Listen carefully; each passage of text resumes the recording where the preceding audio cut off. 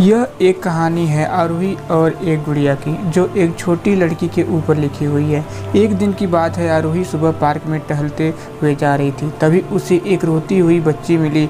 आरोही ने उसके रोने का कारण पूछा तो लड़की ने बताया कि वह जिस गुड़िया से खेल रही थी वह इसी पार्क में कहीं खो गई है। आरोही ने उस बच्ची को उसकी गुड़िया ढूंढ लाने का आश्वासन दिया, जिससे वह बच्ची चुप हो गई। आरोही ने गुड़िया ढूंढने के लिए समय मांगी और फिर दूसरे दिन गुड़िया लाने का वादा करके वहां से चली गई। पर गुड़िया ना तो आरोही को मिली और ना ही उस बच्ची को।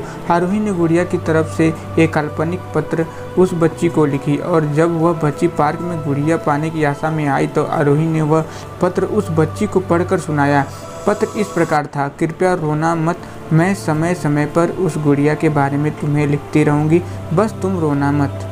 अब आरोही रोज उस खोई हुई गुड़िया की तरफ से काल्पनिक पत्र लिखने लगी और लगभग रोज ही उस बच्ची को पढ़कर सुनाती, जो कि यात्रा का काल्पनिक वर्णन हुआ करता था। आरोही ने इस काल्पनिक लेकिन रोचक वर्णन ने उस बच्ची को रोने नहीं दिया। वह खुशी खुशी अपनी गुड़िया की घुमक्कड़ी के किस्से सुनाने लगी। अब वह खुश रहने लगी। एक दिन जब काफ़ी कहानियाँ हो गई तो आरोही ने एक दूसरी गुड़िया उस बच्ची को ला कर दी। जाहिर है वह गुड़िया बदली हुई थी। उस बच्ची को अपनी खोई हुई पुरानी गुड़िया जैसी नई लगने लगी तो वह आरोही की ओर देखने लगी।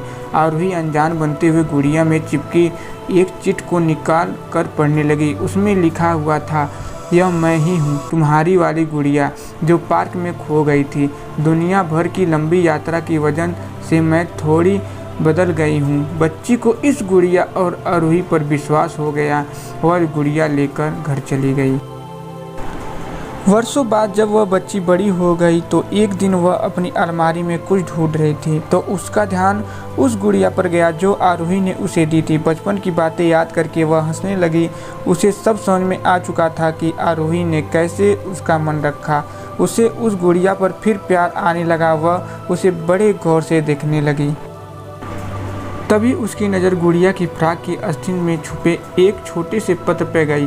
उसमें बड़ी व्याकुलता से वह पत्र निकाला और पढ़ने लगी। पत्र में सापेक्ष में यह लिखा हुआ था, हर वह चीज़ जिससे तुम प्यार करती हो कभी न कभी तुमसे खो जाएगी और जो तुम्हारे पास होगी वही तुम्हारे लिए सच्चे रूप में बनी रहेगी। रूप भले ही भिन्न हो पर प्यार एकदम खालिश होगा। अगर आपको कहानी पसंद आई हो तो लाइक, सब्सक्राइब और शेयर करना ना भूलें और कमेंट करके ज़रूर बताइए। दिल से धन्यवाद।